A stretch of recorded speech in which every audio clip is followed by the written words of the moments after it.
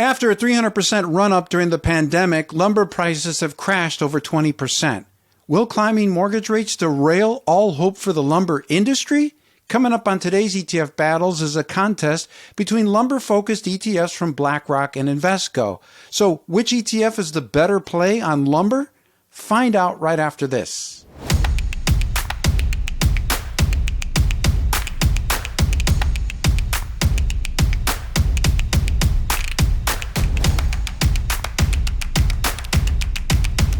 Welcome to ETF Battles. I'm Ron DeLegge. We appreciate your thoughtful ETF battle requests. Keep them coming.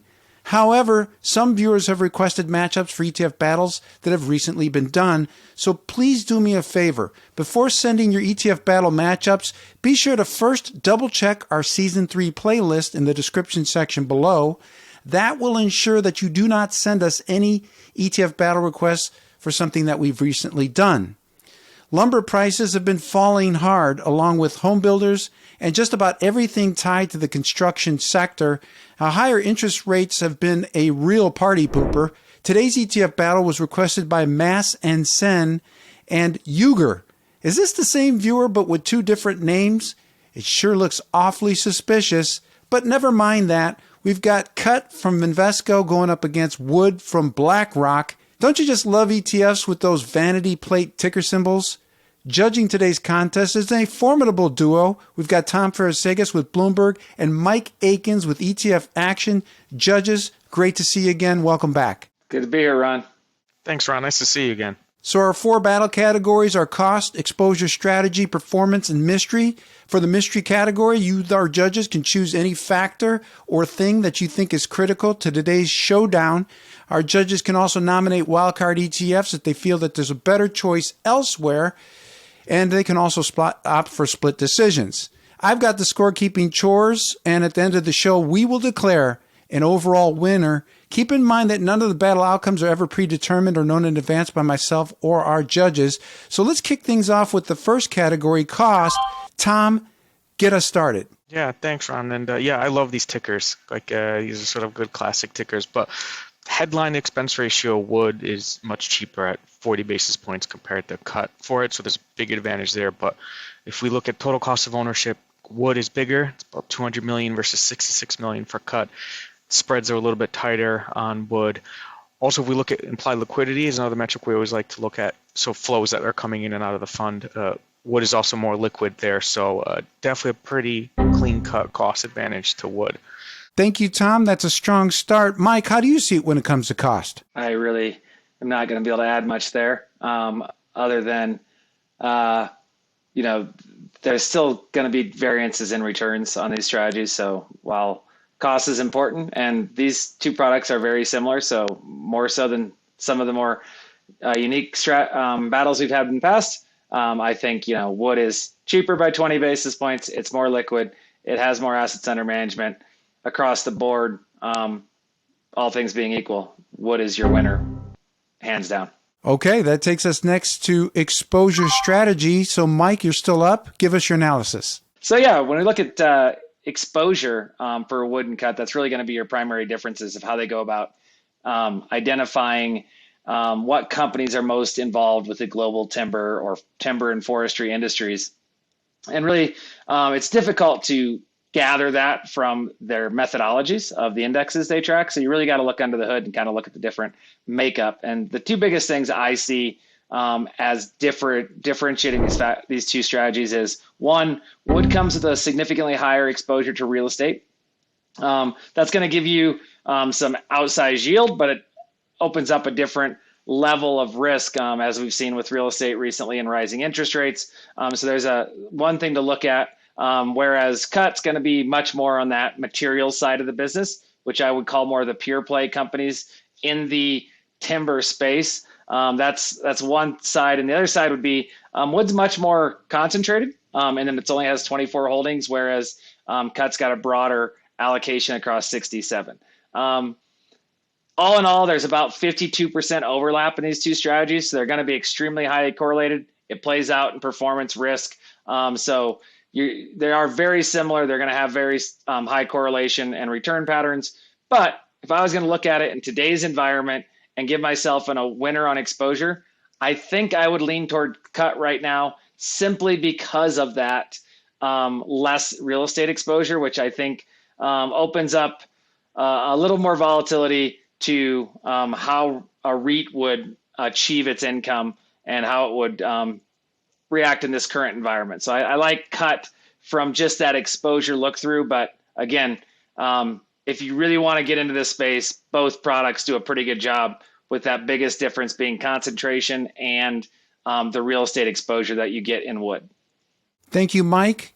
Tom, you're up next. How do you see it when it comes to exposure strategy? Yeah, Mike brought up a good point of that, it's sort of like how many names could there be in timber and forestry, right? It's just sort of a very small area. So really, it's important when you sort of look through it. The REIT difference was a huge one that I also picked up on. You get way more REITs than wood, and given what's happening in the rate environment, just something to be aware of, that you can be a little bit more sensitive to rates with that one. With cut, what I like is it's got a little bit more US exposure, and that's probably one geographically an area that I like a little bit better right now. So you're going to get you're going to get less REITs. So that's a nice little jolt to cut. I do like that wood is more concentrated though. When it comes to a lot of these thematic names, I do like the concentration versus cut, which you'll get a little bit broader basket of names. So to me, that is what sort of my key differentiator here. Granted that there is the larger REIT exposure in wood. When I'm looking at a thematic ETF or something like this, I want some more of the concentration. So I'm actually going to go on the opposite with Mike here and say sort of like wood's exposure to this sector. That takes us next to the performance category. Tom, you're still up, so give it to us. It's really close. Mike brought up a good point that even though they're only about half or so overlap, the performance is really close. So even though maybe the names might be the same, the performance is pretty close. So over like even a 1, 3, 5, they're pretty close. Wood does edge out a little bit, but I don't want to say it's a huge over outperformance over cut, because they do tend to be pretty highly correlated. So it's really, really close, but wood does get a slight advantage there. So I've got you down for wood on performance? Yep. Okay, just want to make sure I'm accurately scoring this. Mike, you're up next. Do you agree with Tom's assessment of performance? Yeah, damn it, I do. I think that wood is definitely got the advantage overall, but when you look at risk characteristics, cut's a little less, especially on the 3-year. Kind of, you look at standard deviation, it's got a little less volatility. I think that can be played out in what we've seen this last year in interest rates. But I think this brings up a good opportunity to talk about when expenses do matter. Because if you look at wood's edge over cut over the 1, 3, 5 year, especially the 3, 5, and 10 year, because these products have been around a long time. I mean, wood's on the 10-year annualized as of last night, it's up 7.3%, cut 6.72 annualized. That can all be spelled out in a 20 basis point difference of expense ratio playing out over time. So, I am one of the first people on this show to always say, look, generally speaking, there's more important things than cost. But if you have two very similar products and you can prove out that, hey, their holdings are very similar, even if they're not exact. To give you an example of how similar they are, I mean, wood has 24 holdings, cut has 67, but cut owns 22 of the 24 holdings of wood, and they're the largest holdings in cut. So you're talking about a good overlap of companies. And when you start getting into that similar products, unless there's a specific reason, like in my case, I don't like all the REIT exposure right now. Unless you have a specific reason to go with one or the other, that's when to start looking at cost, liquidity. And in this case, that's going to lean to wood, and it proves out the numbers for this battle. So wood's my winner. Our judges are killing it with their analysis on today's ETF battles. I hope you're enjoying it. I know I am. That takes us next to the mystery battle category. Mike, give us your mystery battle category. What is it and who wins it? So I don't have a good mystery category today because it was such a close matchup of products. So my challenge to myself was to see if I could do this. How much wood could a woodchuck chuck if a woodchuck could chuck wood? As much wood as a woodchuck chuck could. See, I can't do it. So my mystery category is I'm not very good under pressure, even when I'm trying to cheat and read it off the screen. So now I think, look, this strategy today is it's a good matchup. It's a good example of how to evaluate the ETF marketplace, but I got no big winner. loser in the mystery category, other than understand why you own a product. And in this case, it's a very, as Tom pointed out earlier, unique aspect. Quick point.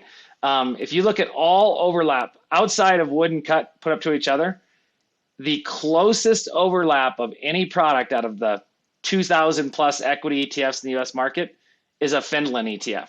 So apparently Finland's got some forestry companies, but the point being is these are very good tactical tools if you have a specific reason to invest in this space, and they provide exposure that you will not find in other products, where sometimes you buy a specific sector, industry, or thematic, you've got big overlap to broad indexes. That is not the case here. So from a tactical tools perspective, and you have a reason to like this space, they're good products. Up until now, we've had no references to Paul Bunyan, but we have had references to woodchucks.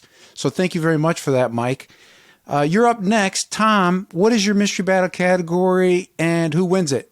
I've been trying to hold myself back. There's a lot of wood puns, that we could use here. So, but the one mystery category I like looking at with thematics is sort of percentage of revenue and revenue that's tied to that actual theme. And this is actually a byproduct of wood's construction, and where it actually factors that into the names it picks, how much of the revenue is relevant to that sector.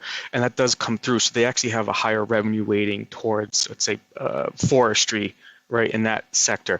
And again, with a thematic ETF, I know that there's the REIT problem with it right now, or the REIT exposure, but when it comes to a theme, I want the purest, most concentrated exposure that I can get. And wood, that comes through with the percentage of revenue that's weighted towards this sector. So that mystery category is sort of, how linked are they to that industry? And wood, I would give it to wood, that the edges out there. Very good. Now we've arrived at the part of the show where our judges can give us their overall battle winner. So, Tom, you're up. Give it to us. Yeah, it's a really close one, but I think when you look at it side by side, wood just seems to edge out in the stuff that I'm looking at just a little bit more. It's very, very close. It's a really competitive, both very competitive products, but on cost, on the exposure, I like the concentration. So my overall winner is going to be wood. I also think it's slightly a better ticker than cut. They're both really, really strong. And if this product wasn't so big, I would probably recommend Kathy Wood buy it and get this ticker, because I think it'd be a great ticker associated with her. But it's a great product, 200 million or so. But my overall winner is going to be wood. Thank you, Tom. Mike, your final chance to weigh in with your overall winner. I think first and foremost, Tom had a better mystery category than I did, and that was an excellent point on revenue. So hat tip to him on that. I don't disagree with his take on that revenue piece from an overall product structure. However, I'm sticking with cut as my product winner, because I'm thinking about if I was going to invest in it today, I don't want that REIT exposure. I think there's a lot of cost of carry concerns with the REIT industry, especially outside of the equity real estate markets right now, and I just don't like it. So if I can see a lot of reasons to like the timber space. It's going to play into the commodity themes, the rising costs. They should be able to capture that, the producers of these commodities of timber, but I don't love the real estate of wood right now, and so I'm going to give it to cut. Well, our judges have weighed in, and according to the final battle scorecard, this is a split decision between cut and wood, and Tom making his argument in favor of wood.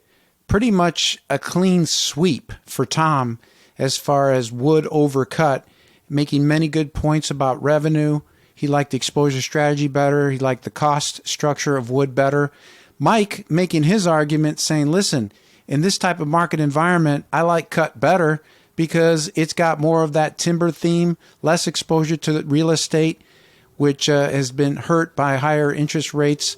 Our judges brought it today, making some great points, opposite conclusions, and I think that's one of the real strong points of this program is the fact that we give you multiple viewpoints, insights that you can't get anywhere else from the best in the business. Mike and Tom, thank you so much for your provocative analysis with today's Lumber ETF Showdown. Well done. Thanks, Ron. It's good to be here. Yeah, thanks a lot. This was fun. Be sure to visit the description section below for research links to our judges. And while you're there, check out the link to our program sponsor, Direction Investments. You can also see our viewer resources section. We've got online classes and financial tools Do not forget to join our margin of safety tool waiting list. So my question to you, which ETF battles would you like to see in our next episode? Post your ETF ticker symbols in our YouTube comment section below, or you can hit us up on our Twitter feed at ETF Guide. If we choose your ETF battle, you win your choice of an ETF battle shirt or a coffee mug. I'm Ron DeLegge. Thanks for watching. We'll see you next time.